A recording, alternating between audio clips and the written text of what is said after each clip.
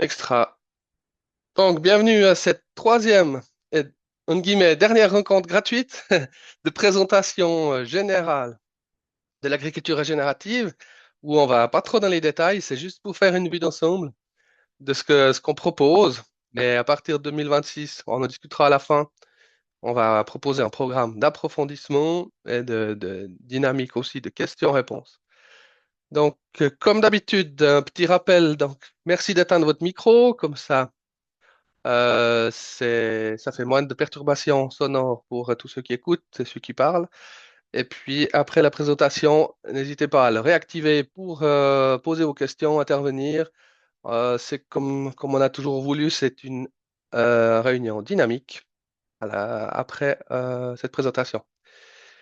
Euh, à la fin aussi, c'est sympa pendant l'échange, là où il y a le partage d'écran, c'est pas grave, mais pendant l'échange, c'est sympa aussi d'avoir les caméras, comme ça on vous voit. On vous reconnaît des fois mettre des noms sur des visages, c'est sympa. Ah ben j'ai oublié de changer la prochaine réunion, ça sera pas le 9 décembre. Ça, c'est du copier-coller de la dernière fois.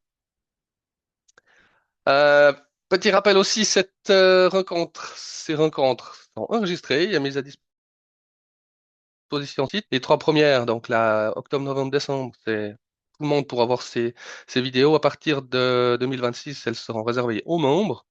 J'y reviendrai sur les modalités d'inscription à la fin de cette présentation. Comme ça, vous pouvez retrouver les contenus à votre rythme. Et puis aussi, pour ceux qui arrivent en cours de route en 2026, peuvent revoir les premières vidéos pour accéder à toutes les informations.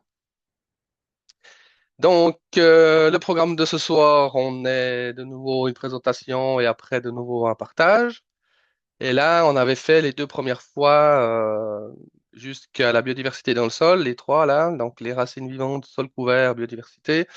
Et ce soir, on va passer sur les trois derniers pôles qui est l'intégration des animaux, le travail réduit du sol et la gestion adaptée au site.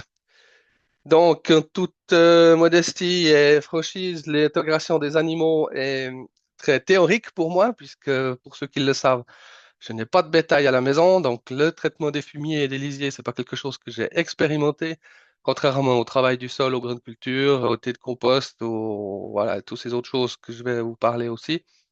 Ici, j'ai j'ai revu mes cours, j'ai aussi eu l'appui de mes collègues, en tout cas Raphaël qui m'a donné des infos encore à présenter ce soir. Et puis aussi, de toute façon, aujourd'hui c'est surtout un survol, on va dire. Il y aura une question à la fin aussi qui nous a été posée et très intéressante avec une analyse de lisier d'un de M. Vim hein, qui avait des questions sur ce traitement des lisiers.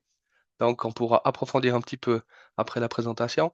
Mais on y reviendra, c'est certain, sur ces sujets de lisier plus en détail, de manière plus approfondie, avec mes collègues suisses-allemands pour traduire les informations qu'il y a à les mettre français pour que vous ayez accès. Donc, première chose, au risque d'enfoncer des portes ouvertes, hein, c'est juste pour faire un petit rappel. Donc, les ruminants, ils mettent en valeur les fourrages, des prairies et des engrais verts. Donc, dans un cycle d'agriculture régénérative, des fois, le compostage de surface se fait pas parce que c'est les ruminants qui mangent l'engrais vert. Voilà, le compostage se fait à travers le rumen du ruminant. Et puis, les effluents d'élevage fertilisent le sol avec le fumier et le lisier. Et puis, production de lait, de viande, en tout cas pour tout ce qui est ruminant.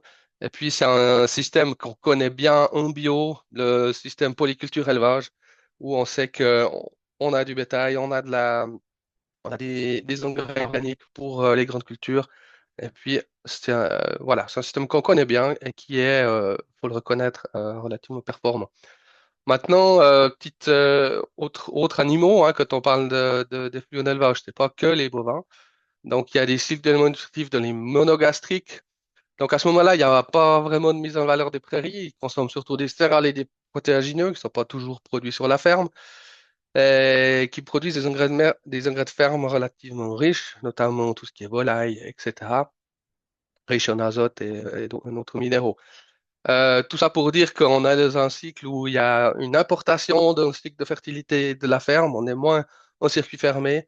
Et puis pour illustrer ce que je dis, si on regarde le bilan d'azote de l'agriculture suisse des dernières, Voilà, de 1990 à 2025, on voit qu'en rose, c'est l'import d'azote minéral et en bleu, c'est l'équivalent en tonnes d'azote d'importation d'aliments pour animaux. Donc, on peut dire que finalement, les aliments pour animaux passent à travers les animaux et font des engrais. Donc, l'importance des engrais de ferme est vraiment, pour moi, fondamentale pour une autonomie de la production agricole régionale, parce qu'on a beaucoup d'engrais de ferme dans notre pays, et si on les met bien en valeur, on va améliorer notre autonomie. Et sinon, avec toutes les pertes qu'il pourrait y avoir, euh, moi je trouve que c'est un peu gâché, quoi. Je pense qu'on s'intéresserait plus aux lisiers et aux fumiers le jour où l'engrais minéral augmente drastiquement de prix. Il se pourrait bien qu'on s'y intéresse beaucoup plus. Voilà, juste pour petit rappel du contexte que je trouve intéressant et ça vaut la peine d'y réfléchir.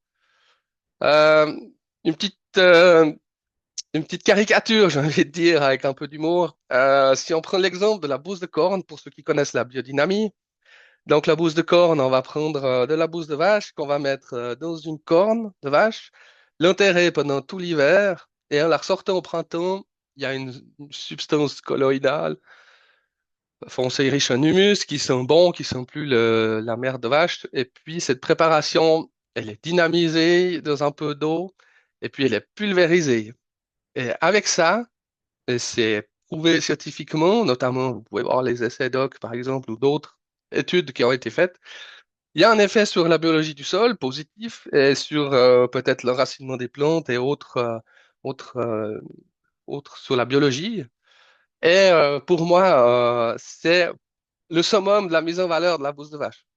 On est vraiment dans un truc où avec une toute petite quantité, on a des effets. Mais aujourd'hui, si on s'imagine d'une certaine manière qu'on va mettre du lisier, de lisier, de la bouse avec encore un peu de paille, on va tout mettre ça ensemble, laisser ça macérer dans une fosse bien quelques mois pour se trouver en quelque sorte avec un un gros tas de merde qui sont mauvais. Et puis après, on va épandre ça à 25, 30 mètres cubes hectares avec des doses assez conséquentes, en s'imaginant que ça va stimuler la biologie du sol. Permettez-moi d'en douter, même que je n'ai pas de bétail. Je pense qu'il y a quelque chose à faire d'entre deux, entre la biodynamie, comme je disais, qui est le summum de la mise en valeur, et puis les techniques actuelles, on va dire, de stockage de lisier, hein. Donc, dans la qualité du lisier, on pourrait dire que pour moi, le principal problème, c'est le stockage. Donc, on met des parties liquides et solides mélangées. Il y a des lisiers complets. Puis cette matière organique, elle macère dans un jus anaérobie et ça produit de l'ammoniac, de l'hydrogène sulfuré, c'est ce qui donne aussi ces mauvaises odeurs. Donc, pour moi, notre nez aussi est un indicateur important. En général, quand ça pue, c'est jamais très bon. Si on fait du thé de compost ou des EM, si on met le nez dessus puis qu'on est c'est plutôt une odeur répugnante, c'est pas la chose à épandre sur les cultures, hein. Donc, le nez, c'est important.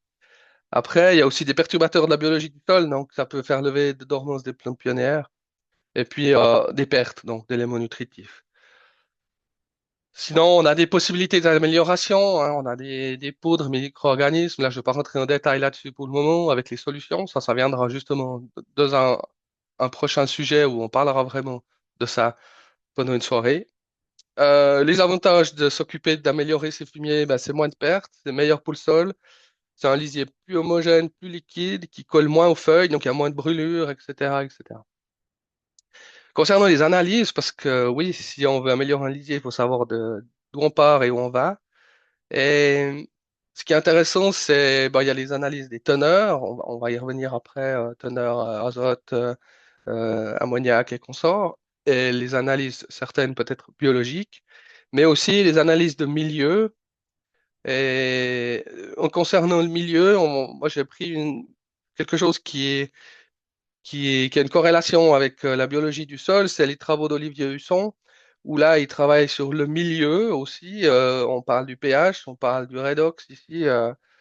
Et on voit qu'une plante saine, elle se trouve autour des 200 millivolts redox, 6,5 de pH. Voilà, plus la plante vieillit, plus elle vient ici. Et puis, si on sort de ces zones, eh bien, on a un milieu où se développent des insectes, des champignons. etc., des virus, ou là, ici aussi des bactéries. Et là, par exemple, dans un milieu plutôt alcalin, avec très peu de présence d'oxygène, on est dans des sols compactés, engorgés, submergés. Donc, selon le milieu, il y a des bonnes bactéries ou des bactéries pathogènes qui vont se déceler, enfin se développer, disons. Et puis, c'est ce qui est intéressant de mesurer sur les lisiers pour voir où c'est que, plutôt que d'analyser la biologie, on pourrait analyser le milieu. Ça nous donne aussi un très bon indicateur. Pour ça, en Allemagne, il y a Ingrid Bauer qui faisait partie ou qui fait partie d'un groupe d'intérêt qui s'appelle IG Gesunde. C'est un groupe d'intérêt pour un lisier sain.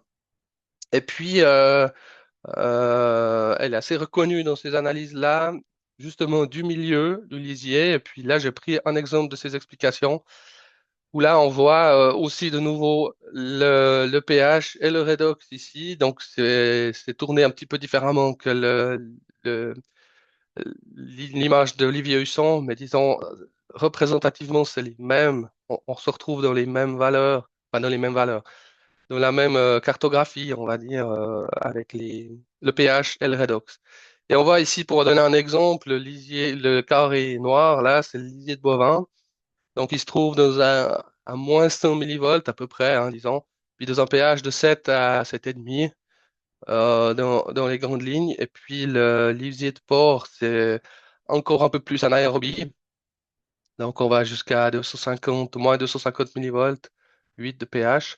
Et là, en haut, on a un fumier de bovin. Et là, le fumier de bovin, il est moins anaérobie parce que c'est une matière solide, bien que ça dépend comment il est stocké, disons.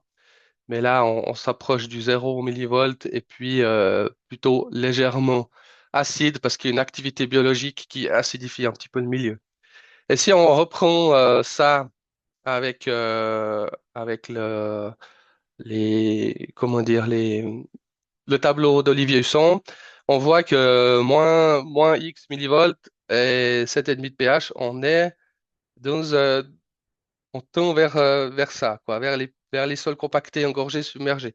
Alors, ce qui, moi, me fait réfléchir, c'est de me dire, OK, même si on a une prairie qui fonctionne bien, une structure qui fonctionne bien, on est en train de créer un milieu dans une fosse à lisier, anaérobie, qui correspond aux paramètres d'un sol compacté, et on va les pondre sur le sol. Donc, on va tirer les paramètres du sol dans la mauvaise direction, on va faire développer des bactéries, changer le milieu. Et puis, par la même occasion, il est fort probable que certaines levées de dormance de plantes puissent se réveiller parce qu'elles se croient, entre guillemets, dans un sol compacté, engorgé. Donc, elles vont pouvoir euh, venir germer et se développer pour notamment les rumex, par exemple. Il est fort possible qu'ils se développent si on tire trop le sol dans cette direction-là.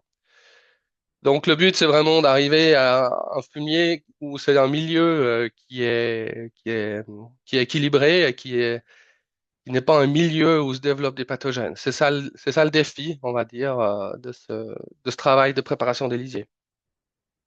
Après, ici, un petit exemple où on épand du lisier sur un sol, une quantité abondante. En général, un lisier qui est peu dilué et puis complet, il est assez riche en minéraux, donc c'est aussi un sel, on va dire tout comme un engrais azoté qui est un sel. En plus, avec, il y a une forte teneur en ammoniac, des bactéries pathogènes, etc. Et là, imaginez ça couler dans les galeries de vers de terre. Là, je pense je sais pas si c'est sa tête ou si c'est son cul, mais en disant, il va, euh, il va regarder ça d'un mauvais œil, puis il va pas trop apprécier, hein. Alors, ça va vraiment le déranger. Et puis, peut-être que le ver de terre va se mettre en grève, c'est la mode, c'est tout. Et puis, ouais, imaginez qu'on doit aller devant le syndicat des lombrics, expliquer et promettre des meilleures conditions de travail. Ça va être compliqué. Non, mais trêve de plaisanterie. C'est vrai que c'est pas forcément bon pour la biologie, un produit de cet état-là, quoi. Voilà. Donc, je reviendrai après sur les analyses, notamment que j'ai reçues par mail, et puis Et puis, on pourra de nouveau faire un petit point sur le lisier et le fumier. Ensuite, travail réduit du sol, deuxième poste. Donc, ici, comme je vous ai dit au départ, j'ai un petit peu plus d'expérience et je peux partager aussi certaines observations que j'ai pu faire. Donc, l'objectif, c'est le maintien des horizons déjà, hein. On va essayer de laisser au maximum la litière en surface parce que la litière, elle a besoin pour se décomposer d'oxygène. Il y a les champignons qui se développent beaucoup dans ces zones à oxygène. Et si on vient inverser les deux couches là où on va mettre la litière sous la terre arable, eh bien forcément il y aura beaucoup moins d'oxygène. Et puis ça revient à nos conditions anaérobies du lisier. Donc on va vraiment essayer de garder ces couches-là.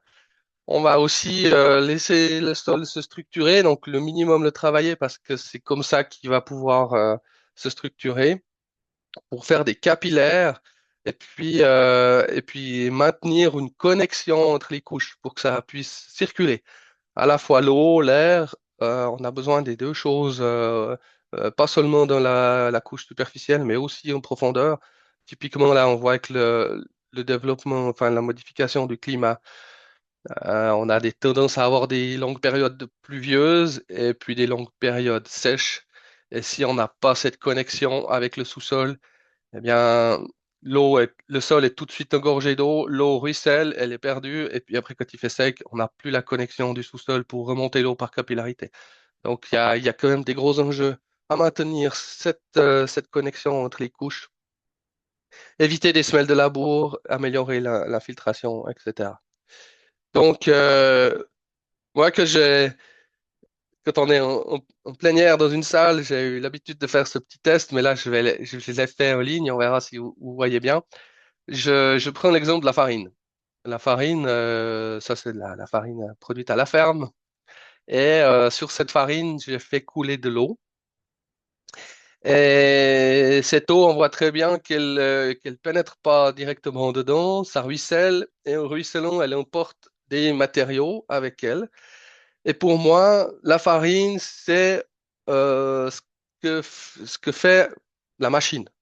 En l'occurrence, là, c'est un moulin, il déstructure le grain, il le réduit en farine, il est tamisé, etc. Une machine de travail du sol, si on va travailler le sol profond puis qu'on doit utiliser une herse rotative, par exemple, elle va pas faire de la capillarité, la herse rotative, elle va faire de la terre fine. Alors, on va pas réduire la terre aussi fin que la farine, bien sûr, mais n'empêche que ça tend vers, la machine fait tendre vers cette structure-là et non vers de la capillarité. Alors que si, dans un autre cas, je prends du pain, une tranche de pain, je verse trois fois plus d'eau que j'ai versé sur la farine, on voit que toute l'eau est prise dans la tranche de pain. Et on voit aussi que celle qui est restée dans l'assiette est propre, elle n'a pas importé de matériaux avec. Et pourquoi ça? Parce que la tranche de pain est alvéolée avec des capillaires. Et ces capillaires, il n'y a qu'une chose qui peut faire ces capillaires, c'est la biologie. C'est pas les machines. Donc, un sol normalement constitué devrait contenir la moitié de matière solide, c'est-à-dire matière organique et matière minérale, et l'autre moitié devrait être répartie entre de l'eau et de l'air. Alors ça paraît beaucoup, mais c'est ça le sol équilibré. Et du coup, on peut avoir toujours un mélange air-eau sans que ça fonctionne comme un sol hydromorphe et une piscine qui se remplit, qui se vide, et soit c'est gorgé d'eau ou trop sec, oxydé ou réduit, etc., etc. Là, on voit que dans les grosses capillarités de la tranche de pain, il y a de l'air, alors qu'il y a plein d'eau autour. Donc, voilà, je trouve que c'était une jolie image, alors que ici, la tranche de pain, elle est constituée 100% de farine, il n'y a rien d'autre qui la constitue. Donc, c'est juste une farine qui a été structurée par de la biologie et cuite pour être stabilisée, mais c'est ça, c'est le processus biologique. Donc voilà, moi je trouve que c'est une belle image pour montrer où on a envie de tendre avec le travail du sol. Les machines, elles sont nécessaires, bien sûr, mais attention de la manière dont on les met en œuvre. Donc, la règle pour ça, que j'aime bien dire, et ça, c'est la règle que j'ai inventée moi, c'est aussi superficiel que possible, mais aussi profond que nécessaire. Simplement pourquoi, c'est que ici, on voit l'action d'une fraise, typiquement, on est très superficiel. L'aussi profond, ben, il faut que ça soit au moins tout coupé, sinon, en tout cas en bio, ça va nous poser souci, hein, de repousse. Donc, la profondeur minimale, c'est que tout soit bien scalpé et bien coupé. Et puis après, aller plus profond, seulement si nécessaire. Si en dessous de ce travail de fraise, le sol est bon, il est poreux, il n'y a pas de semelle, il n'y a pas de compactage, inutile de descendre plus profond que ça. Maintenant, dans le travail superficiel, on a différentes machines, hein, on n'est pas, ce que je peux en dire, en tout cas, c'est que la fraise, c'est la machine par excellence pour le compostage de surface. Elle a un travail intensif du sol. Donc, c'est très superficiel, mais c'est très intensif. C'est un rotor qui tourne vite. Mais il a le gros avantage de faire un mulch top qualité quand on fait du compostage de surface pour lier terre et matière organique pour que ça puisse bien fermenter. Ce qui n'est pas forcément le cas d'un outil à dents. Le mélange est moins intensif. Par contre, l'outil à dents va beaucoup moins être agressif sur les agrégats de sol. Et personnellement, j'aime bien la combinaison des deux, on va dire, où un premier passage avec la fraise pour bien scalper, pour bien mélanger, et puis si 15 jours, 3 semaines après, juste avant le semis, pour scalper les dernières repousses qu'il pourrait y avoir, niveler le sol avant le semis, ben, un passage de pas de doigt est beaucoup moins agressif qu'un deuxième passage de fraise et déstructure moins le sol, quoi. Donc voilà ce que je peux dire du travail superficiel. Une autre machine que j'utilise aussi occasionnellement et que je trouve intéressante, c'est la Dynadrive. Alors là, elle n'a pas ce système de couteau qui coupe, elle a plutôt des pointes qui vont entraîner un premier rotor qui entraîne un deuxième 3 fois plus vite. Et puis du coup, le dessin, là, il marche bien. Le travail, donc moi j'aime assez pour du déchômage ou par exemple après les moissons ou après le stoja, on a des marques de passage de moissonneuses. Puis on doit descendre trop profond avec la fraise pour les résorber. Alors, ce genre de machine fonctionne assez bien, mais attention, elle n'a pas l'avantage, en tout cas dans les terres lourdes, de travailler toute la surface. On voit là qu'on a l'impression que tout est travaillé, mais si on vient gratter un peu dessous, il y a pas mal de plantes qui sont encore accrochées au sol. Et si on veut vraiment tout travailler, il faudra faire 3, 4 passages. Et puis ça, c'est pas idéal non plus. Donc voilà. Elle peut être aussi combinée à la fraise, pourquoi pas. Maintenant, pour le travail plus profond, bah, moi j'y reviens. Je pense que vous avez souvent vu ce graphique là de Pascal Boivin de l'EPIA qui a fait un travail sur cette stabilité structurale du sol et on voit ce rapport argile sur matière organique. Et les courbes qu'on voit ici, on voit 12%, 17%, 24%, c'est le rapport justement en matière organique argile. Et ça correspond, on pourrait dire, dans les grandes lignes, à la qualité du sol selon le test à la bêche VES, où on voit là, on est dans le vert avec un sol très grumeleux, de bonne qualité. Eh bien, c'est la ligne verte, 24%, très bon. Donc, un bon rapport matière organique argile. Si on est par contre plutôt dans le rouge ici, avec des modes fermés, des terres lourdes et silteuses, par exemple, très compactes, on a souvent un taux de matière organique plus faible par rapport à l'argile. Et en ce qui me concerne, pour donner un exemple, moi je me trouve autour des 20-25, plutôt ouais, par là, avec 2,5 3 de matière organique, enfin 2,5 plutôt selon les analyses Kinsey. Alors je suis plutôt proche de la limite du 12%. Donc là, ce qui vient, pas évident, hein, le défi, on va dire, c'est on sait qu'un sol qui a trop de masse d'argile par rapport à la matière organique va forcément se tasser naturellement, même sans machine, simplement par la sédimentation des argiles et son manque de matière organique qui fait sa colle, on va dire, pour la structure. Et donc, il faut l'aider à s'aérer et ouvrir cette connexion entre les horizons, mais sans non plus trop perturber le sol pour pas faire le travail d'un gros chisel et de tout déstructurer. Et chaque fois, pour moi, c'est comme un reset, on repart au départ le sol va se retasser, on va décompacter avec le chisel, ça va se retasser et ainsi de suite. Et puis là, on est plutôt dans un système qui n'a pas d'évolution, voire même plutôt un sol qui se dégrade, quoi. Donc l'objectif, c'est vraiment d'essayer de monter de cette matière organique, mais surtout l'objectif, c'est d'accompagner le sol vers sa régénération. tout en le travaillant en profondeur sans trop le perturber. Et pour ça, pour ce faire, j'ai la fissuration, voilà, fissuration de sol. C'est un outil, en tout cas dans les terres lourdes ou les terres, comme on dit, qui sont pas structurées correctement, pour aider la transition. C'est un outil indispensable à mon avis. En tout cas, chez moi, je trouve ça indispensable. Le but, comme j'ai dit, c'est créer des fissures sans mélanger les horizons. La profondeur est déterminée par rapport au test à la bêche. On va regarder jusqu'où c'est dur ou on peut aussi faire avec une pointe. Ça dépend. Et puis, toujours, vous verrez, j'ai une petite vidéo si ça fonctionne après, où il y a une injection de ferment derrière la dent. Pour la simple et bonne raison que, encore une fois, on travaille avec la biologie, on parle de milieu réduit, donc au moment où on ouvre le sol puis qu'on fait rentrer de l'air dedans, il y a une oxydation et puis ça va activer des bactéries qui vont consommer de la matière organique. C'est pas l'objectif en profondeur, donc on va injecter derrière là-dedans des fermolactiques qui vont consommer l'oxygène et créer le milieu réduit. Et puis, on va rappuyer justement avec un rouleau pour éviter qu'il y ait trop d'oxygène qui rentre. Et en plus, les racines, elles aiment bien ce milieu et se développent volontiers quand on met des ferments. Donc, ça aide à ce que les racines d'un engrais vert ou d'une culture puissent coloniser les fissures qu'on a fait dans le sol. Et puis aussi, c'est pour éviter qu'il y ait du développement d'organismes pathogènes en profondeur, où il y a des zones qui sont peut-être vraiment trop asphyxiées, ou des fois, dans des sols extrêmes, on voit que c'est un petit peu gris et ça sent pas très bon. C'est pour éviter ça, justement. Donc, la fissuration, là, j'ai une vidéo au ralenti. Euh, donc, on voit le sol, il monte, il fait légèrement une vague, il est rappuyé par le rouleau. Ici, il y a le tuyau qui descend derrière la dent avec une buse type pulvérisateur, mais en métal, pour faire un brouillard, on va dire. Et puis, alors, il faut aller doucement, peut-être pas aussi doucement que ça, mais pas trop vite. 4 km heure idéalement pour que le sol ait le temps de bouger. Sinon, on a une compression du sol contre la dent et puis on a un compactage sur la dent par la pression, mais finalement, le sol n'a pas le temps de bouger, quoi.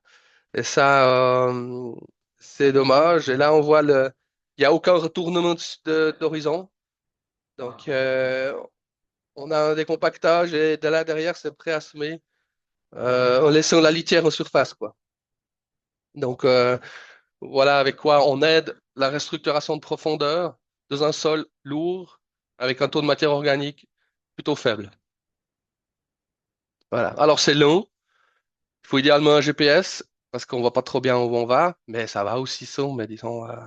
Et puis ça, ouais, c'est un hectare à l'heure, c'est pas beaucoup plus vite, hein. C'est aussi un travail pour moi que j'appelle avec un scalpel parce que moi j'ai vu du décompactage avec des tracteurs de 250 chevaux sur 3 mètres qui patinaient avec des dents qui n'étaient pas faites pour, où on ouvrait beaucoup trop le sol et je trouvais que c'était pas, à mon avis, pas du tout le même travail, hein. Il y a décompactage et décompactage, sans vouloir critiquer les collègues, mais là on est plus dans un système de action scalpel. Voilà pour ce qui est du travail du sol. Ensuite, le dernier point, gestion adaptée au site. Alors, qu'est-ce que ça veut dire? En tout cas, pour moi, j'ai envie de dire. On verra si mes collègues suisses-allemands qui sont là sont d'accord avec moi ou pas. Donc, c'est enfin, l'agriculture régénérative, elle peut s'adapter à plein de situations. Typiquement, avec ou sans bétail, comme je l'ai dit au départ, dans le bétail, là, ben voilà. On- Moi, je travaille sans bétail. Je suis assez content des résultats. Il y en a qui travaillent avec du bétail, etc. Les grandes cultures, le maraîchage, de l'élevage aussi, que ce soit 100% herbage. Il y a aussi, à ce moment-là, le 100% herbage. On voit très bien que la qualité des, des fumiers et des lisiers est un gros levier, je pense, puisqu'il n'y a pas de compostage surface, il n'y a pas de travail du sol. Donc, c'est surtout là-dessus qu'on peut jouer. Après, sur tout type de sol, que ce soit léger, lourd, pauvre ou riche en matière organique, on met en place des stratégies par rapport aux analyses. Donc, c'est pas une recette miracle qui fonctionne partout. On observe le sol, on fait des analyses, on sait ce qui manque, ce qui va bien, ce qui va moins bien, où c'est qu'il faut agir en priorité. On peut aussi ut- travailler avec tout type de cultures, notamment betteraves et pommes de terre qui sont assez perturbantes, on va dire, pour le sol.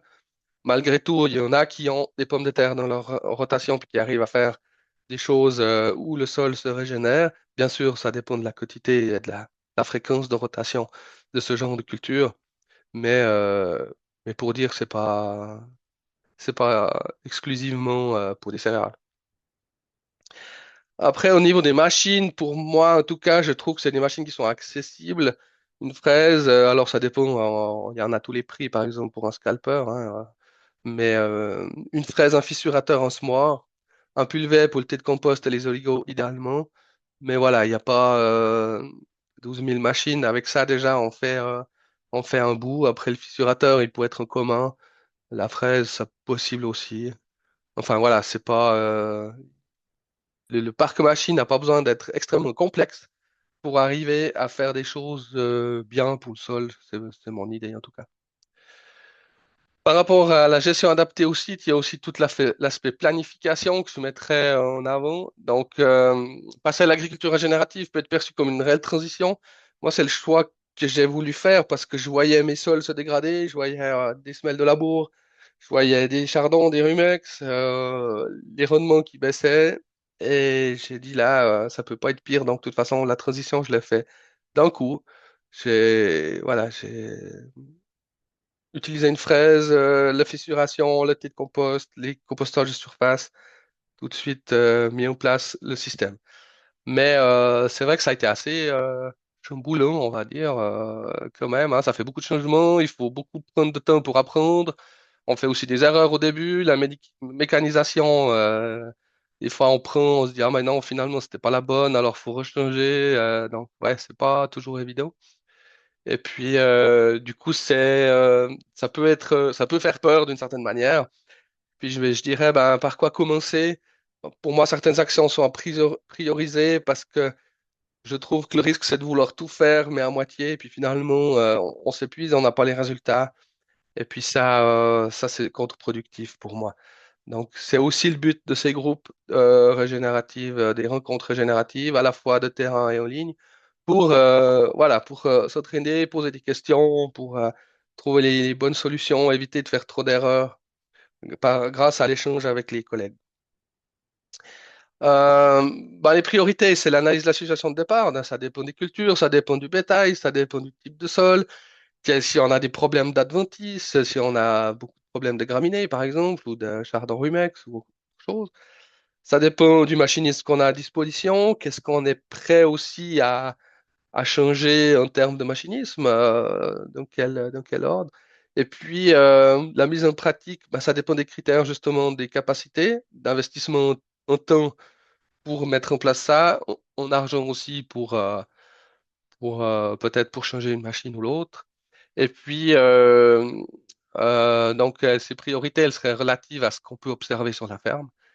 Et puis, ça dépend aussi des motivations et des envies. Si, par exemple, on se dit, ben voilà, le thé de compost, c'est pas l'urgence pour le moment, mais que l'agriculteur il se dit, ah, mais moi j'adore ça, voir cette eau tourner, mettre des micro-organismes, traiter mes champs, ça me motive à fond, ben vas-y quoi.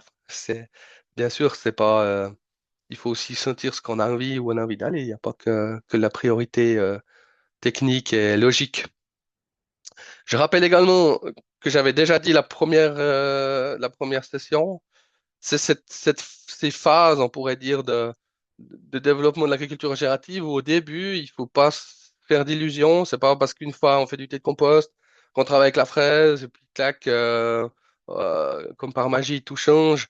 Des fois, ça dépend du sol, ça dépend l'état du sol de départ, le chemin qu'il a à faire dans sa régénération où il faut compter dans certains cas 3 5 ans jusqu'à ce que le volant se mette en route gentiment puis qu'il y ait vraiment des améliorations notables.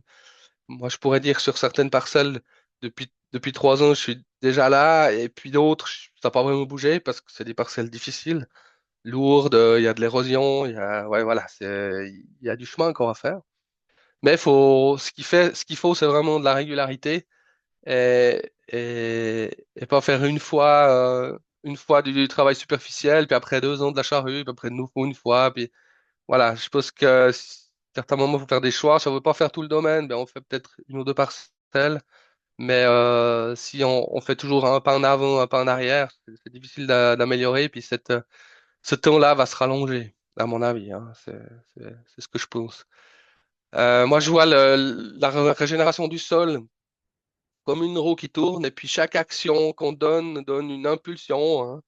Et au début, plus on donne d'impulsion, plus elle va s'accélérer. Et puis si on donne une impulsion de temps en temps, eh bien finalement, le temps que la deuxième impulsion arrive, la roue s'est de nouveau arrêtée. Elle n'a pas eu son élan on appelle ça un volant de fertilité pour que ça tourne bien, quoi.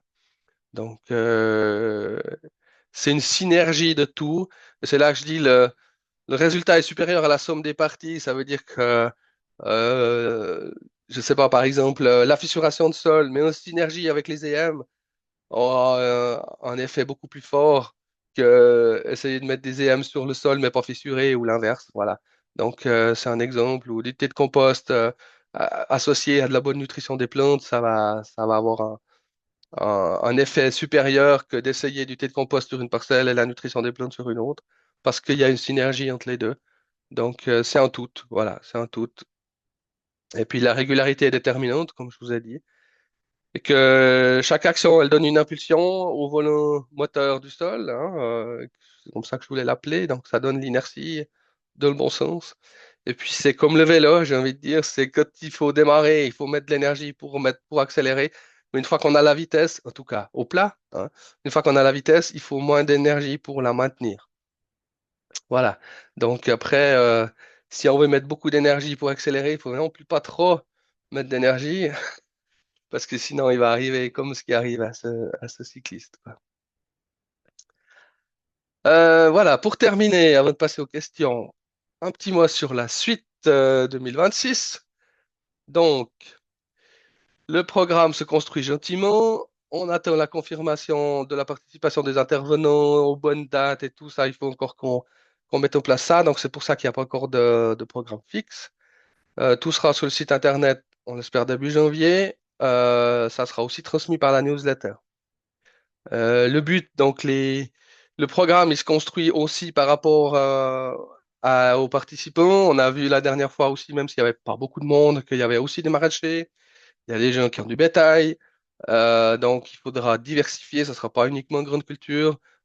J'ai déjà prévu, idéalement dans les 3 premiers mois de l'année, janvier, février, mars, où on va apporter un thème maraîchage, un thème lisier, fumier, et puis un thème travail du sol, donc compostage de surface, pour se préparer pour le printemps. Puis après, avec des intervenants, notamment sûrement mes collègues de Suisse allemande, qui vont me donner un coup de pouce. Et après, il y aura aussi d'autres intervenants sur des engrais verts, sur plein de choses, quoi. Donc, on est en train de construire tout ça.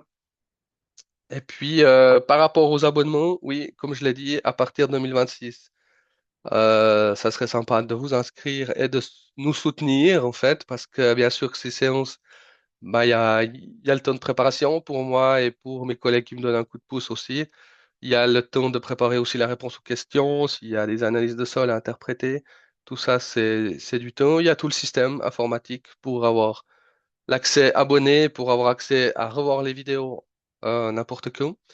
Donc, voilà, je vous remercie si vous voulez nous soutenir, puis que vous pensez que ça a du sens. Ben, voilà, c'est 12 séances, donc ça fait une fois par mois. Un mois gratuit, ça fait 275 francs. Et puis, c'est possible sur facture. Là, il faut faire la demande par mail à info@regenerative.ch, régénérative.ch. Ça, c'est régénérative sans le E, c'est le site suisse allemand, et régénérative E, c'est la Suisse romand, pour info. Ça sera aussi possible bientôt, vous avez le temps pour vous inscrire tout de même, hein, mais ça sera aussi possible de le faire par carte tout prochainement. Alex est en train de travailler dessus. Et puis le but, voilà, c'est qu'on soit autofinancé pour autofinancement de nos charges de salaire. Donc oui, pour plus du défraiement des heures et du système, ça serait cool. Merci d'avance pour votre inscription si ça vous intéresse. Je dirais aussi que, je ne l'ai pas marqué là, c'est que vous avez aussi, si jamais, la possibilité d'annuler votre abonnement à tout moment de l'année, si par exemple ces vidéos ne correspondent pas à vos attentes. Et puis l'abonnement vous sera remboursé au prorata de ce que vous avez suivi comme vidéo. Voilà. Donc pas de souci, vous n'êtes pas prisonnier du système. Euh, Dernier point, visite de terrain. Alors là, l'année passée, il y avait déjà eu 3 visites de terrain qui étaient chez moi de chaque saison, printemps, été, automne. Là, je vous propose une nouvelle formule. C'est une idée qui m'est venue parce que je trouve que ça tourne toujours autour de la ferme du Petit Noyer, ce que je fais. Et puis je trouve qu'il y a de plus en plus de collègues qui s'y mettent. J'ai même certains qui ont fait les cours en Suisse allemande. Donc, c'est vraiment l'idée de créer un groupe interactif. Et pour ce faire, j'ai eu l'idée de monter un groupe ProBio, qui est, pour ceux qui savent pas ce que c'est, ils peuvent aller voir sur BioActualité. C'est un groupe financé par BioSuisse. Le but, c'est d'être interactif. C'est pas un groupe où on donne un cours, mais plutôt on dépose une problématique. Je donne un exemple. Voilà, le problème des graminées, un travail du sol superficiel, des vulpins ou des raies. Et puis on discute dans ce groupe, qui c'est qui a fait quoi, qui c'est qui aura une idée, un truc. Et puis il y a vraiment une discussion constructive pour qu'on puisse avoir développé ce que j'appellerais l'intelligence collective des partages de chacun. Et pour ça, ça serait 3 ou 4 visites sur le terrain, aussi une par saison, donc à voir selon la disponibilité des participants. Et puis justement, chaque fois sur une ferme différente si possible pour voir différents contextes, puis pouvoir discuter ensemble.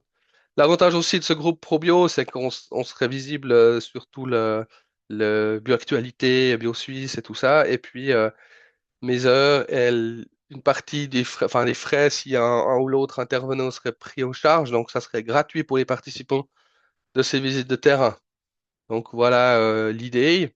Et ça, je vous enverrai justement aussi dans une newsletter à peu près à quel moment. Je sais pas comment on va procéder. Si d'abord on crée un petit groupe, après on trouve une date ou on fixe une date et puis ceux qui viennent viennent. Je sais pas, on verra comment on va faire, mais disons, le but c'est d'avoir quand même un petit noyau de groupe de gens qui se passionnent ou qui veulent se passionner pour l'agriculture régénérative et puis de travailler ensemble dans un objectif de développement plutôt que dans un objectif de formation proprement dite. Je cause assez dans les réunions en ligne, alors maintenant on va essayer d'animer un groupe où tout le monde peut aussi partager. Voilà, les questions. Donc, avant qu'on ouvre les micros puis qu'on passe aux questions, je vais répondre à une question que j'ai reçue par mail. Et merci d'ailleurs de cette question posée. Donc, là, c'est Gilles qui nous pose cette question. J'ai une quarantaine de vaches laitières. Attendez, je vois pas bien le haut, mais enfin, sur caillebotis et logettes paillées en hiver. Tout part dans la fosse. Je récupère pas du tout de solide pour mettre sous le tas de fumier. J'utilise des pendillards depuis plus de 15 ans et j'ai presque jamais été embêté par les fameux boudins qui remontent avec l'herbe lors de la repousse. Mais par contre, c'est compliqué pour le brassage. Une croûte se formait et il était impossible de vider entièrement la fosse. Je ne veux pas le faire séparer car j'aimerais garder un rapport C/N le plus élevé possible de mon lisier pendu. J'ai essayé pas mal de bactéries et préparations sans beaucoup de résultats jusqu'à ce que j'essaye la solution Copros de Bioma et un employé de chez eux passe tous les 28 jours pour appliquer le produit en le vaporisant dans toutes les tables. Le produit est préparé quelques dizaines de minutes avant l'application dans de l'eau à une certaine température et activé avec de la poudre de lait. Depuis, beaucoup moins de croûte dans la fosse et lisier très épais du printemps passe beaucoup plus facilement dans le broyeur du pendillard. J'aurais aimé savoir si les micro-organismes utilisés dans ce produit, malheureusement les micro-organismes utilisés ne sont plus indiqués sur leur page Internet, ont une utilité une fois épandus dans les champs. Si cette solution a d'autres avantages du point de vue de l'agriculture régénérative. J'ai mis en pièce jointe les informations sur le produit, les analyses de lisier effectuées avant la première application et après un an. Donc là, j'ai mis comme ça les analyses pour comparer. Donc ici, on a les paramètres matière sèche. On voit qu'il y a un petit peu plus. Donc là, il y a la colonne 2021. Et là, une année après, donc là, sans traitement du lisier, et une année après le début du traitement, si j'ai bien compris. Et là, on a les résultats. Et alors, on voit très bien ce qui change surtout, c'est ici une H4 hein, qui a été divisée par deux. Donc, on voit il y a moins d'ammoniac. Et ça vient a priori de l'activité biologique du, du lisier. Donc, ça, c'est bénéfique. Il y aura moins de pertes à l'épandage aussi. C'est quelque chose de bénéfique. Le reste, il n'y a rien d'incroyable, un petit peu plus de potasse. Mais sinon, le reste, c'est surtout là au niveau du NH4. Donc moi, ce que je peux en dire avec mes connaissances, mais je suis très content que Simon soit là parce qu'il connaît aussi très bien, il pourra compléter. Ce que je pourrais en dire, c'est que le produit a un effet clair sur l'ammoniac, il réduit l'ammoniac. Et puis, s'il y a un lisier plus homogène, que ça résout le problème de croûte et puis qui passe beaucoup mieux, pour moi, tout ça, c'est positif, c'est des réussites. Pour moi, il y a quelque chose qui se passe de positif. Maintenant, je pense que les micro-organismes utilisés de ce produit, une fois épandus, si cette solution a d'autres avantages, ces micro-organismes, je ne pense pas qu'ils vont arriver sur le sol proprement dit. Le but, c'est que le lisier soit de bonne qualité pour arriver sous le sol. Et c'est pas le but non plus d'amener des bonnes bactéries avec les lisiers, mais surtout qu'il n'y en ait pas des mauvaises. Voilà, c'est ça que je comprends dans les explications que j'ai eues. Et puis après, ben, le lisier, ici, dans l'analyse, on voit que par rapport à ce que j'ai présenté, on n'a qu'une partie des paramètres, hein. On a les paramètres de minéraux, pH. Donc, si on voudrait aller plus loin pour voir l'effet, il faudrait aller justement dans le milieu, c'est-à-dire redox, potentiel électrique. Voilà. Maintenant, autre chose concernant le lisier, il y a aussi beaucoup de facteurs qui entrent en jeu, hein. Donc, il n'y a pas de produit magique qui agit sur tous les facteurs en même temps. Donc, le facteur, il pourrait y avoir, comment dire, des produits de la machine à traire qui vont dans la fosse. Il pourrait y avoir, est-ce que vous la vidangez complète annuelle, la manière de brasser la fosse, souvent mais léger. La teneur en urée du lait peut avoir une influence aussi par rapport, enfin, ça donne des indications sur les excréments et la santé des vaches. Bref, tout ça, c'est des paramètres que je ne connais pas et puis qui sont peut-être à prendre en compte. Voilà ce que je peux dire de ça. Et puis si jamais je vais laisser tout d'un coup Simon ou Raphaël, s'il est là aussi, je ne sais pas s'il est là, mais compléter, ça m'intéresserait bien d'avoir le retour. Simon, si tu es d'accord. Ouvre pas le micro. Non, absolument. Rien à ajouter. Peut-être Rihanna a encore vu quelque chose. Les choses les plus importantes, c'est qu'on observe aussi qu'est-ce qui se passe après euh, de, de mettre généralement de lisier. Si, comme Stéphane a montré, si les vers de terre restent dans le sol, c'est déjà pas mal. Et si les oiseaux viennent pour les ramasser, là, il faut se demander qu'est-ce qui se passe et qu'est-ce qui se passe pas bien. Parce que, en cas de ça, le lisier brûle un peu la peau des vers de terre et c'est pour ça qu'ils montent, qu'ils viennent pour, euh, pour comment on dit, pour prendre de l'oxygène, mais ils vont crever ou être mangés par les oiseaux, ouais.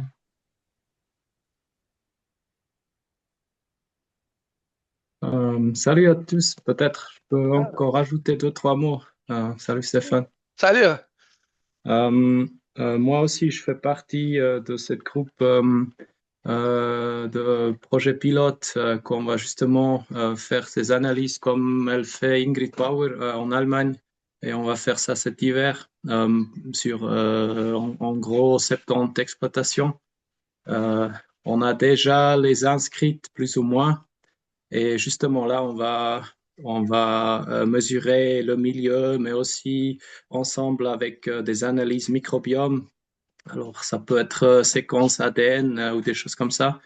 Euh, et alors, dans ce cas-là, peut-être, en cas où on pourrait éventuellement rajouter euh, cet exemple, vu aussi qu'il a utilisé un produit que je ne sais pas s'il y a quelqu'un qui l'utilise, et éventuellement, ça pourrait être intéressant, juste pour dire. Mais là, c'est sûr que ça serait intéressant d'avoir encore plus de résultats sur le millier, comme tu as expliqué.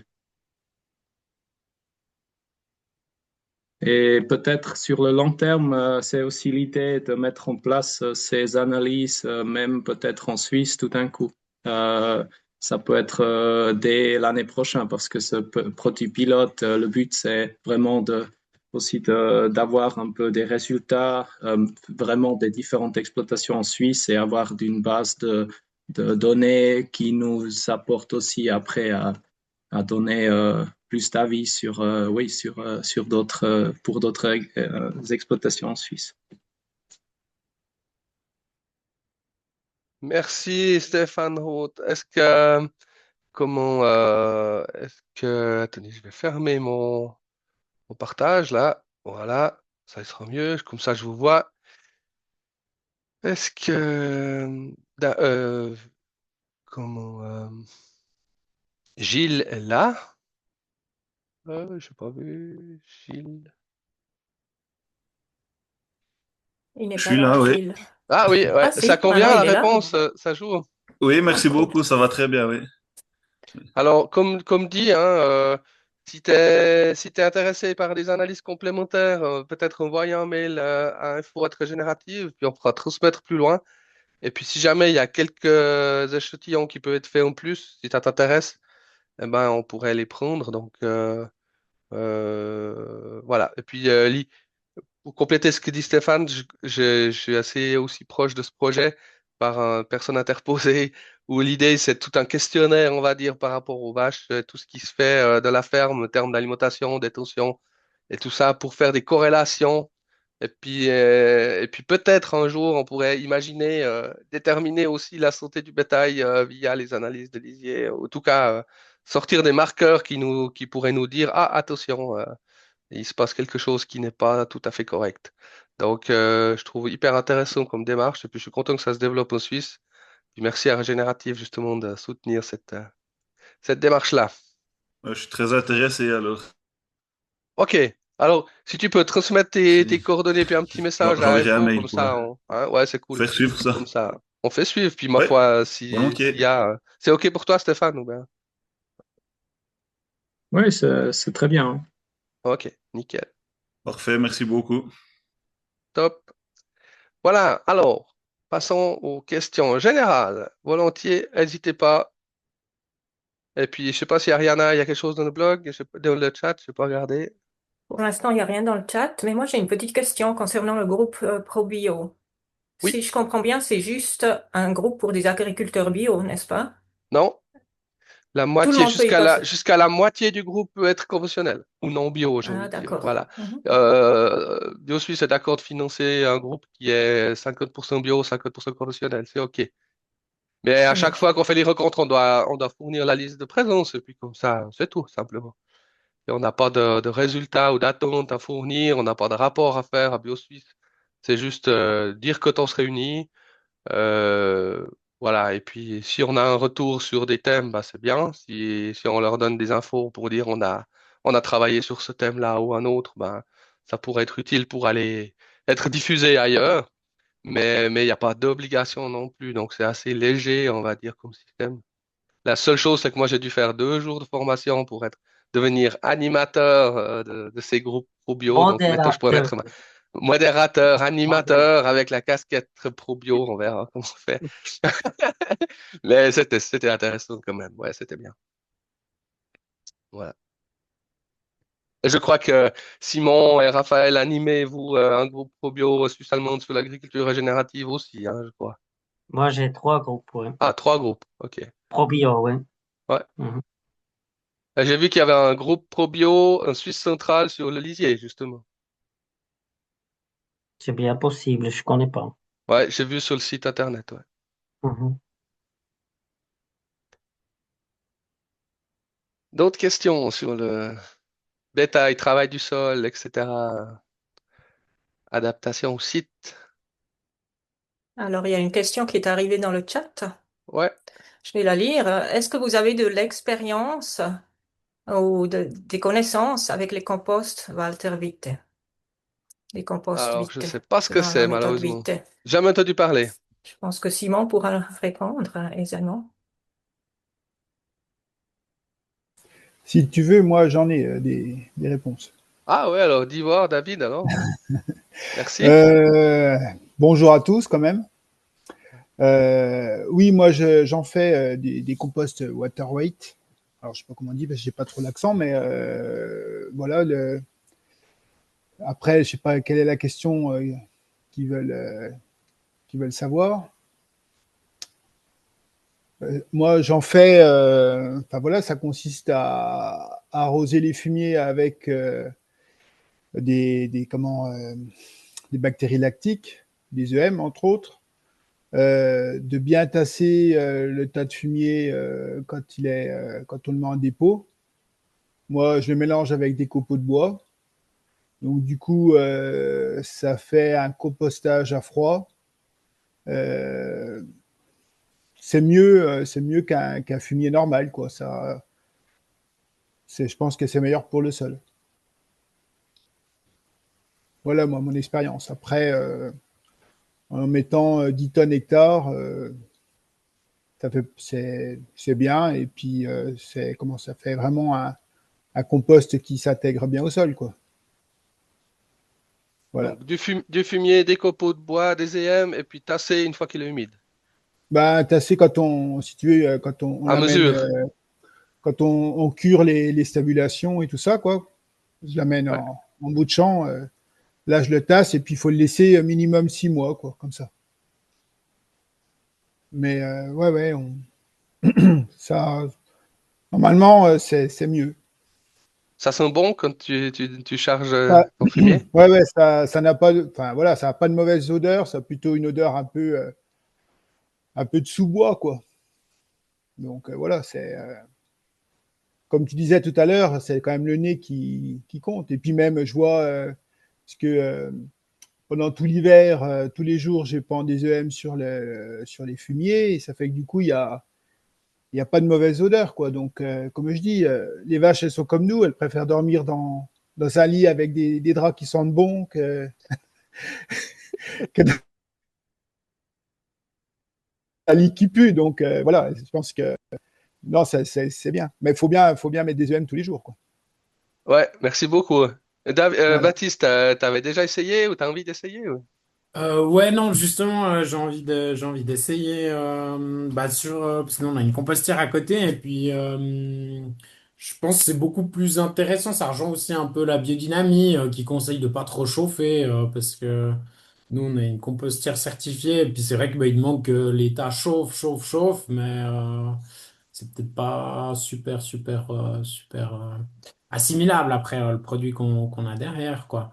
Puis en fait, on perd tout l'azote, puis tout part en CO2 dans l'atmosphère. Donc aussi, dans la société, on va faire la chasse au CO2 bientôt. Donc je pense que c'est un peu les voies d'avenir, quoi. Ouais, ça chauffe moins.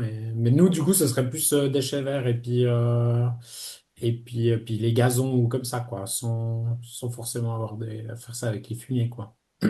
Le risque, c'est les graines de mauvaise herbe ou bien c'est neutralisé aussi, tu penses, avec ce Ouais. système? Alors justement, nous on est quand même tenu pour que le tas chauffe. Je sais plus exactement l'ordonnance qu'elle dit, mais soit ça monte à 55 degrés, donc un petit peu moins chaud, et puis enfin du coup c'est 1 ou 2 semaines de plus, je crois que c'est presque le double du temps, ou soit ça monte à 60 degrés pendant 10 jours, je crois, c'est un truc du genre. Mhm. Donc en réalité, déjà rien quand ça broie et puis ça reste en tas derrière, ça monte vite à 60 degrés, quoi. Mhm. Mais de rester à 60 degrés pendant 4 mois, c'est pas l'idéal, quoi. Je Ah crois voilà, c'est vraiment- raccourcir le temps. Ouais. Puis de Ouais. mettre les bactéries lactiques, c'est ça qui va faire que le tas monte un peu moins en chaleur. Je vois Stéphane Roth qui hoche la tête. Toi qui connais bien les bactéries, tu as des retours sur le compostage de matière. Oui, ben, c'est un peu comme il était déjà expliqué. Bon, l'idée c'est de moins tourner, moins aérer, et comme ça, tu as déjà moins d'efforts. Mais après, selon les substances de base, tu as un peu le risque de putréfaction, tu as un peu plus de risque aussi d'hygiénisation. Et justement, c'est dans ce cas-là qu'il faut vraiment avoir un bon milieu lactique qui va aussi hygiéniser déjà contre des pathogènes, mais aussi, et après, tu as l'aspect temps et tu as l'aspect un peu de chaleur et tout qui va aussi inactiver les semences des mauvaises herbes peu à peu.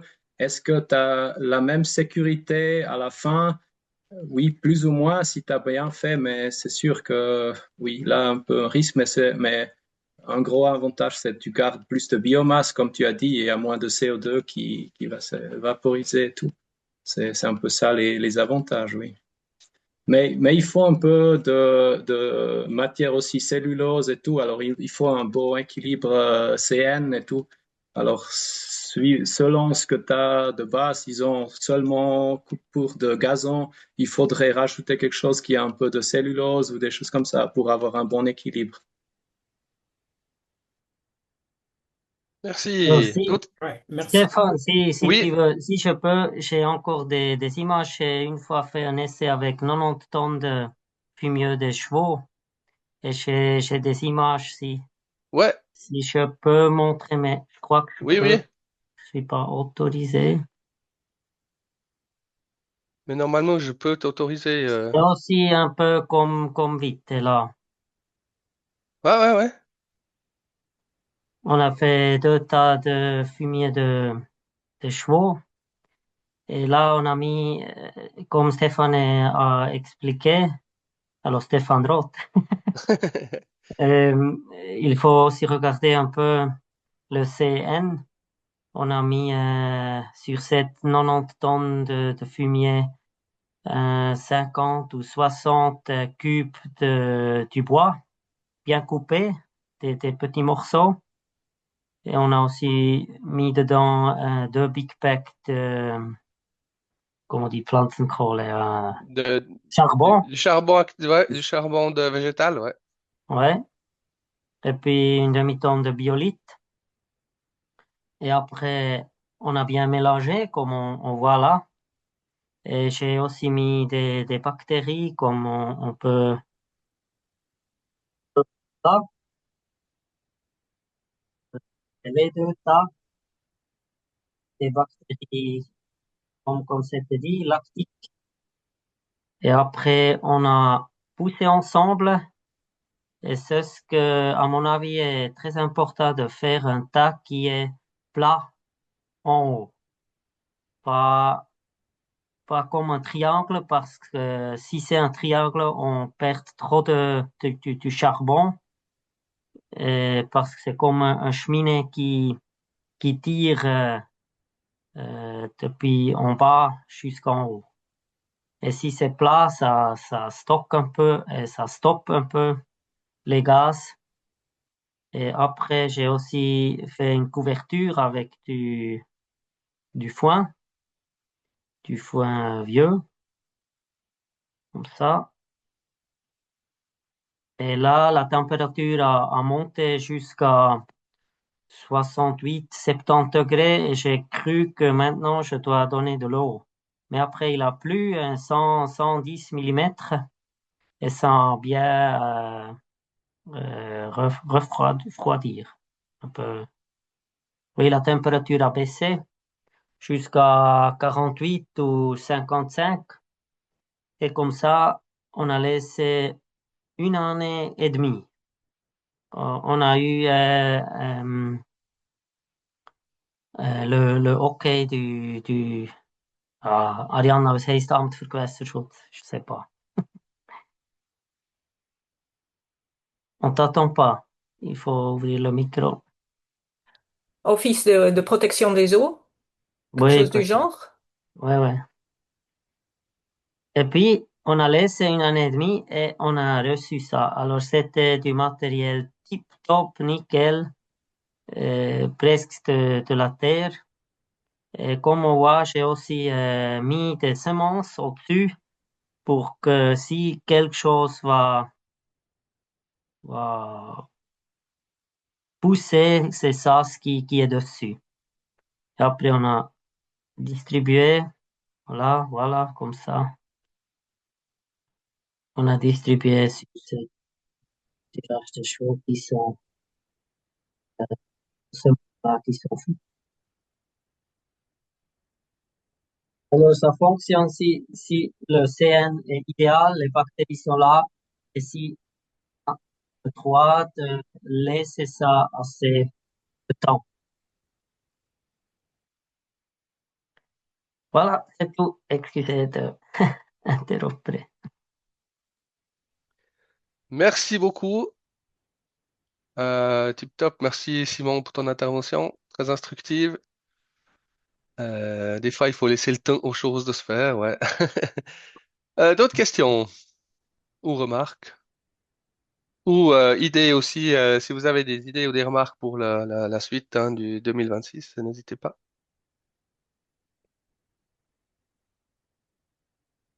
Oui, Bonsoir à moi j'avais une tous. question peut-être Ouais, alors par rapport Claudio, ouais, au puis après, ou bien, qui euh, c'est Roger qui Roger. parle? Ah, Roger, Ouais. alors, ouais. Je sais pas, je peux y aller, ouais, c'est bon. Ouais, ouais, vas-y, ouais. Puis après, il y a Claudio qui voulait prendre la parole. Ok, j'avais une question par rapport au bactériosol. C'est vrai qu'il y a beaucoup de choses qui sont un peu sur le marché, mais est-ce que ça c'est un produit qui est connu un peu parmi le groupe, l'utilisation du bactériosol? Alors, est-ce qu'il y en a qui l'utilisent? Après, on fait pas forcément de pub pour les. Ouais, Non, mais ok, ouais, ça c'est n'a rien bon. à Ouais, voir. Non, non, non, mais ça n'a rien à voir. Je veux ouais, dire, c'est juste une ouais, expérience d'utilisation. Alors, moi, personnellement, oui, je trouvais l'idée. Donc, Bacteriosol, c'est Marcel Mézy, là, comment ça s'appelle? mhm, C'est Sobac. oui, Sobac, sauf erreur. Hein. c'est ça. Ouais, J'aime beaucoup le procédé. Comment, je pense que c'est hyper intéressant pour régénérer certains sols. C'est un plus. Après, c'est toujours la question de jusqu'où on va, quoi, par rapport au prix du produit. Finalement, j'en ai pour moi déduit que l'observation vraiment fine du sol, d'intervention au bon moment, de réussir l'estostomies, de travailler oui, superficiellement, de réussir les compostages surface, avait peut-être un levier d'action plus important et à la limite avec plus d'effets, avec moins coûteux puisque c'est plus de l'observation que de juste acheter un produit. Parce que même si on achète un produit, ça va pas combler des erreurs agronomiques où on a travaillé le sol trop froid et tout ça. Donc, oui, dans ouais, certains cas, oui, je pense. J'ai mis sur quelques parcelles pendant 4 5 ans. Et puis, ça s'est bien amélioré, mais je ne sais pas si c'est l'agriculture régénérative qui l'a amélioré. J'ai pas fait d'essai forcément pour dire avec ou sans la moitié de la parcelle. ouais, ouais, ouais. Voilà, ouais. Ok, C'est tout ce que je peux mais dire, ouais. ouais, Moi, j'ai aussi essayé pendant 3-4 ans, donc c'est pas assez long hein, pour avoir un retour un petit peu dessus, mais c'est la même chose. Je trouvais que c'était trop cher. Puis en fait, après, j'ai aussi commencé à faire des lithofères, litières forestières fermentées. En fait, on va chercher dans la forêt sous différents arbres, différentes essences, plutôt un écosystème un peu jeune, un peu plus vieux. Puis l'idée, c'est de prendre toutes les bonnes choses de la forêt parce qu'on met jamais d'engrais, on passe jamais une petite machine miracle et tout. Puis c'est ce qui produit le plus de matière verte sous nos latitudes. Et puis bah, c'est de profiter un peu de toutes ces bactéries, champignons qui vont resolubiliser la potasse, le phosphore, tous des trucs comme ça, quoi. Et j'avais discuté avec un gars qui était allé visiter l'usine là-bas, puis il me disait c'est la même chose. En fait, il voyait qu'ils allaient chercher du sol forestier pour faire un peu après leur granulé, quoi. Ben, moi, la démarche, c'est toujours faire un peu des trucs gratuits, enfin, un peu des bio-intrants maison, quoi. Low-tech. Voilà. Et des fois, ça prend du temps, puis c'est un peu chiant à faire. Euh, Merci, merci. Excuse-moi, Baptiste, le lithofère, tu l'utilises en épandage sur le sol, tu l'utilises en traitement de semences, tu fais comment avec? Ouais, j'ai fait plusieurs trucs, mais normalement, ça se met à la pompe. Ah, Ouais, en tout cas, enfin, le plus simple, c'est après d'en faire une version liquide qu'on met à la pompe, donc jamais dépasser les 1 bar de pression. Plutôt, ouais, des fois avoir des grosses gouttes, enfin, sans injection d'air, tout ça, quoi. donc en fait, ça pourrait être la matière de base pour un thé de compost. Ouais, aussi, je Tu pense. pourrais préparer ton compost lithofère, donc litière forestière, Ouais, que tu développes dans un thé de compost, puis tu pulvérises. ouais. Alors, par contre, la lithofère, eux, ils conseillent toujours de passer en sans anaérobie, quoi. Ça tombe toujours sur le lactique, quoi. Ah, La liquide, après, ça sentait un peu le vieux vomi, quoi. Alors, ça donne pas très envie, mais apparemment, c'était la bonne odeur, quoi. ok, ok.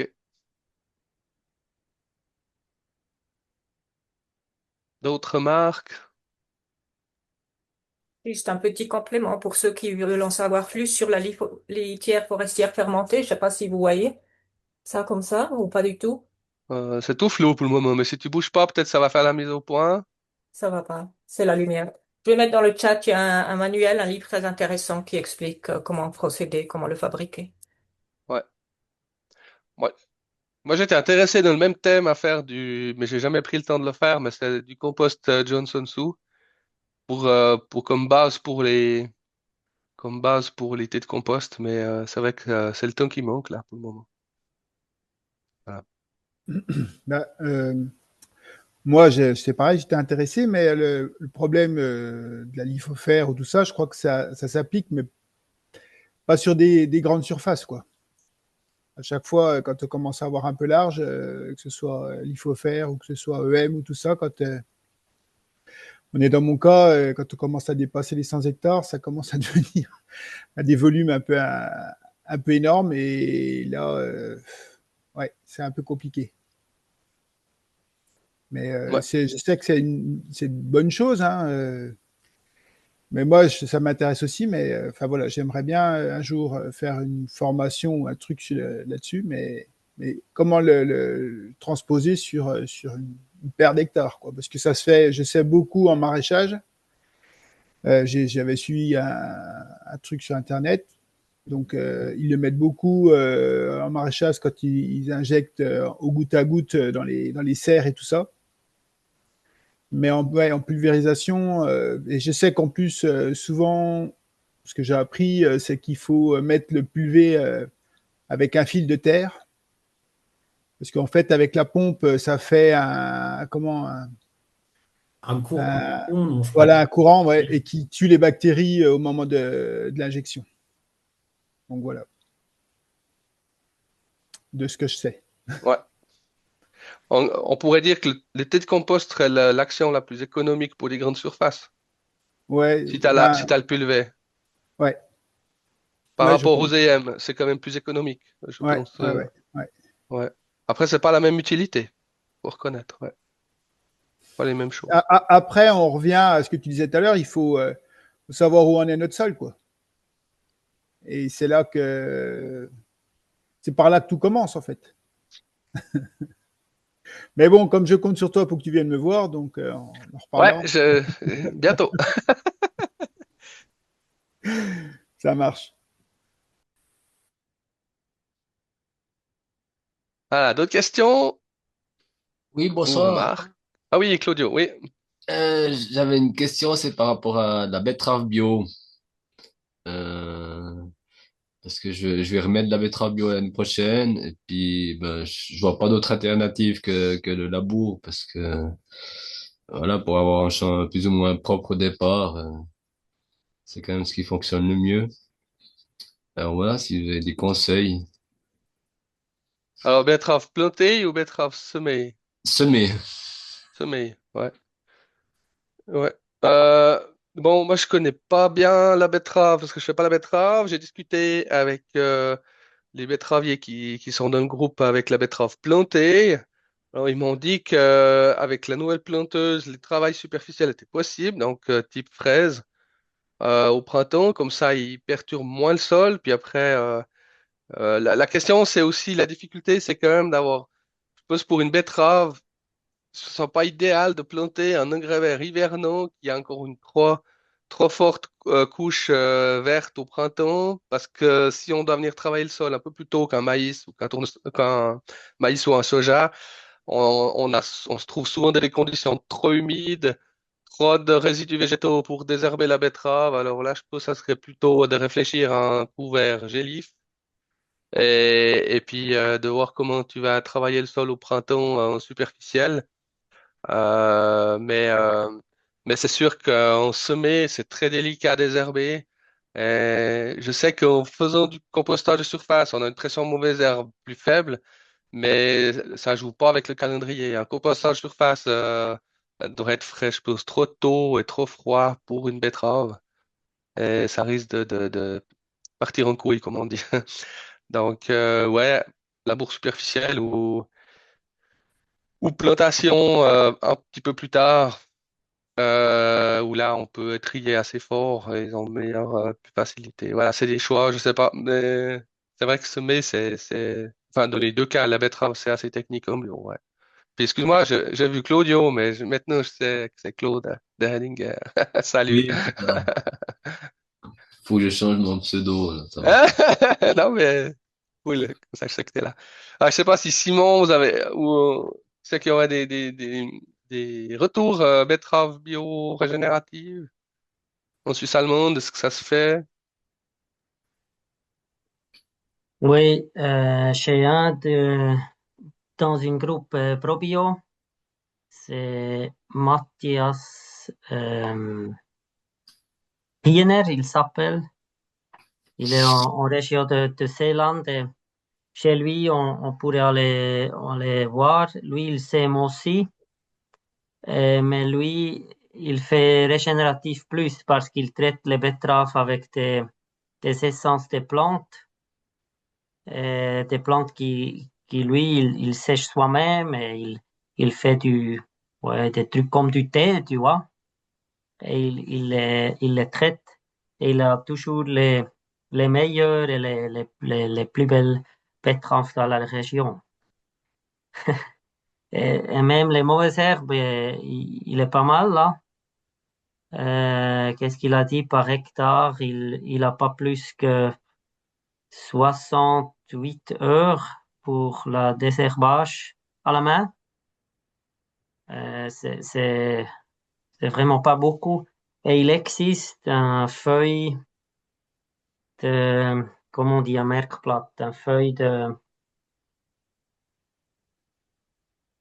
Fibel. Ils ont écrit Ouais, une une fiche feuille, technique. une Ouais. fiche technique, ouais, voilà, merci. C'est vraiment pas mal. Il faut ajouter là les techniques régénératives un peu. Il faut les chercher chez Stéphane ou je sais pas, chez Régénératif Schweiz. Mais les, les points les plus importants sont notés là-dessus, ouais. Et puis labourer, oui, là, la chose la plus importante, c'est qu'on tourne pas plus bas que on a les cruments, quoi. C'est ça, si on laboure. Faut pas labourer trop bas. Et peut-être si c'est possible aussi de mettre des bactéries, on peut faire aussi avec la charrue. Si on met des petits bus, comment on dit bus? Oui, Ouais, des bus, bus. ouais. Des bus pour mettre des bactéries au sol avant que le prochain char euh, tourne le sol là-dessus. Et comme ça devrait aussi jouer, ouais. Et puis Et je crois que tu on vas avait les vu, sarcler, ouais. On avait vu aussi dans les cours avec Friedrich, mais c'était plutôt du côté du Rhin, là, des tests avec des cultures sur but, avec des buts où là, ils se Ouais. mettent sur la butte. Ça existe toujours, ils font toujours les essais. Ah oui, oui. Alors, dans les groupes ProBio, j'ai en ce moment-là 6 paysans qui font des cultures sur tes buts. Ouais. Et ça fonctionne tip-top. C'est aussi c'est beaucoup moins cher parce qu'on a une machine pour faire des buts, pour semer et pour sarcler. C'est toujours la même machine. Alors avec 36 000 francs, on a tout ce qu'il faut pour faire des cultures. Il y en a un qui a aussi fait des lentilles sur des buts et il a pas mal eu peur pour qu'il ne peut pas battre parce que les lentilles vont en bas, mais ça a bien fonctionné, ouais. Même les lentilles. Les céréales, ça va tip-top. Colza, pas de problème. Et qu'est-ce qu'on a vu encore? Oui, tous les céréales, ça va bien. Le maïs, pas de souci. Les patates, c'est logique. On a fait, on fait dans les buts. Ouais, ouais, ça va bien. La question, c'est si on diminue le humus parce qu'on bouge pas mal de la terre, et comme ça, je peux m'imaginer que le CO2 va évaporer. Mais si on arrache des plantes dans des buts, on a beaucoup plus de racines. Beaucoup plus. 5 fois plus en printemps qu'à côté si on fait normal. Et ça joue pas une rôle si on fait avec le labour ou avec la fraise. Alors là, et si on sait que la construction de l'humus, c'est fait par la racine vivante, on va voir après 5 années si le humus se diminue ou c'est la même chose ou a augmenté, on va voir. On ne sait pas encore. Intéressant. Je sais qu'il y a un collègue de Neuchâtel qui s'est lancé là-dedans, donc ça serait un exemple à aller voir justement dans une visite ProBio, d'aller voir Ouais, il un faut le collègue prendre qui fait. dans la groupe ProBio. Ouais. Ouais, c'est Stéphane Chalonde au Jura. Donc on pourra une fois aller le trouver. Il fait des cultures sur but, ça a l'air super intéressant en tout cas. Merci Simon pour ton partage. Merci.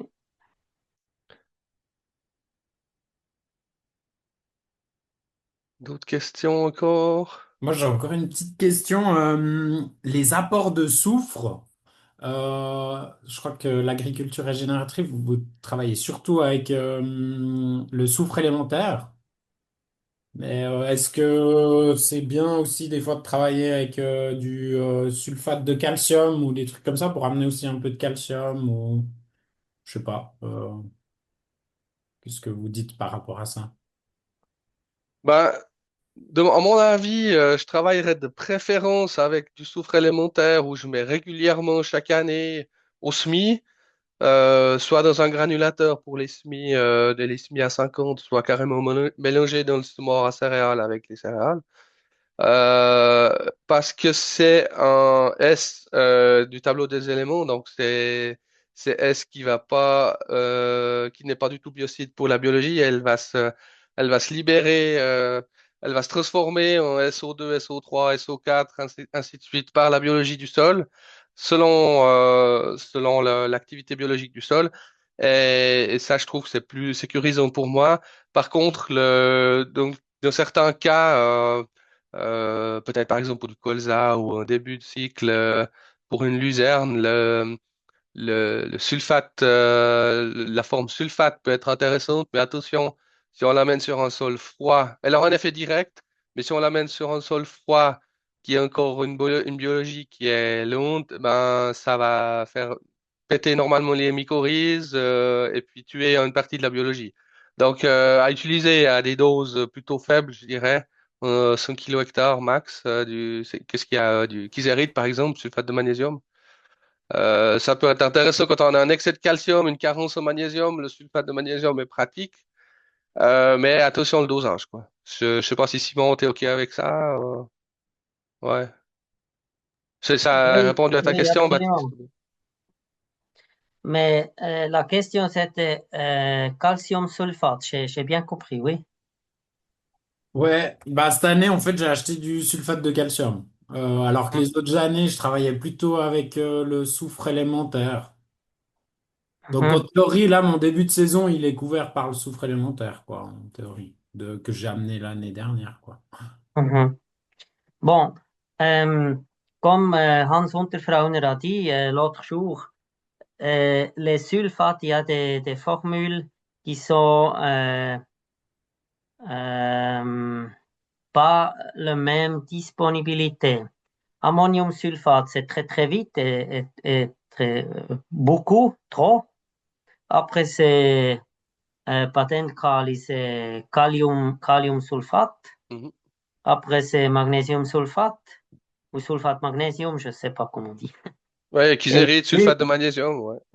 et le plus lentement, c'est sulfate calcium. C'est ça ce que tu as acheté. Et c'est assez, ça détruit le plus moins les mycorhizes et les parties. Oui, parce que c'est très lentement.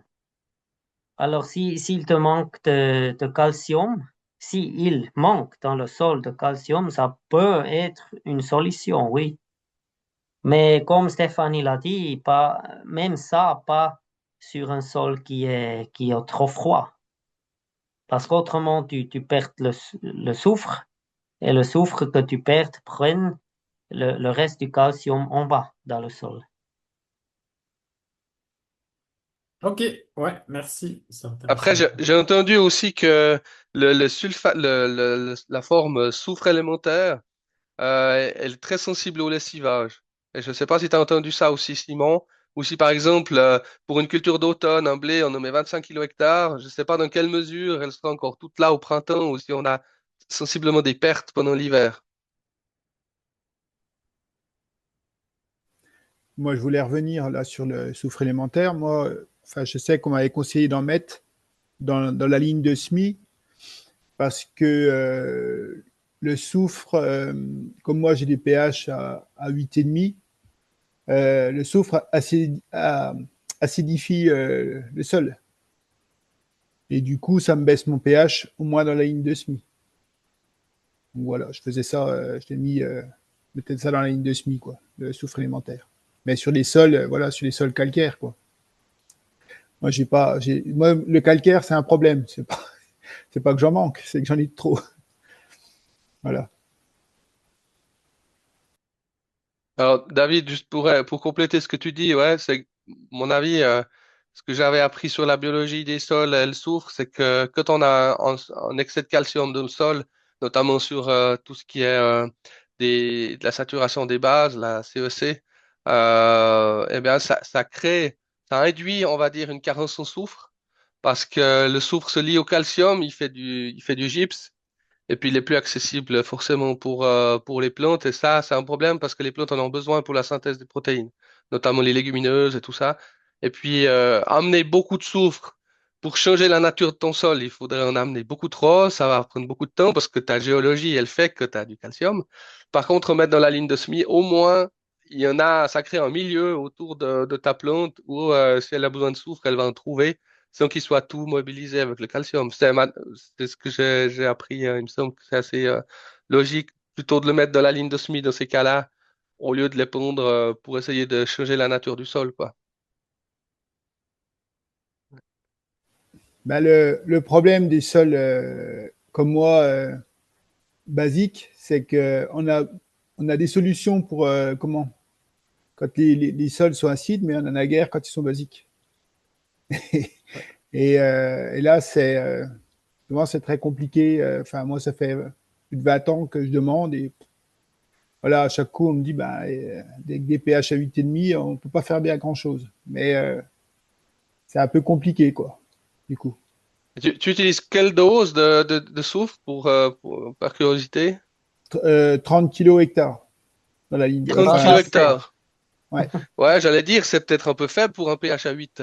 Bah après, voilà, je sais pas, moi, c'est ce qu'on m'avait conseillé. Après, c'est Excusez, vrai que je suis ouvert. tu as combien de pourcents de humus?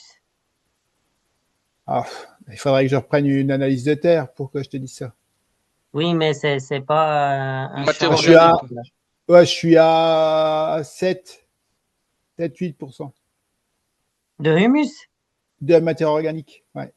Bah, Alors, on a toujours alors été, là, on a toujours été en élevage, donc du coup, il y a toujours eu du fumier tout le temps.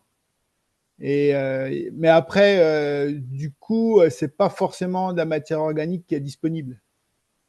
alors, Euh, si, si le pH est tellement haut et si tu as tellement de matériel organique, tu peux mettre sans souci 50, 60, 70 kilos de soufre élémentaire. Il n'y a pas de problème et ça va bien aider. D'accord. Mais même donc toujours dans la ligne de semis ou à plein? Parce enfin, toujours à mettre dans la ligne de semis ou alors semer Ah non, non, à non, t'as pas dans l'épandeur? la ligne semi. Si À tu l'ép- sèmes le soufre avec les grains, c'est le maximum 30 kilos. Ouais, Autrement, ok. c'est pas bon. Ouais, bah oui, après D'accord. ça fait promener beaucoup d'engrais dans le semoir, quoi, du coup. Déjà. Voilà, Et puis après, ça fait trop de soufre autour de la graine. voilà. Ah non, non, 30 kilos, si tu sèmes avec, c'est 30 kilos, c'est le maximum.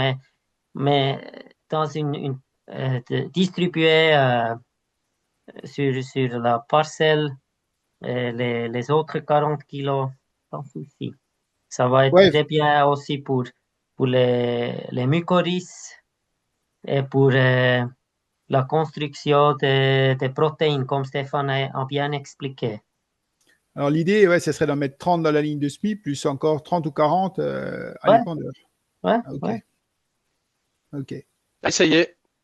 À essayer, tout à fait. Voilà, magnifique.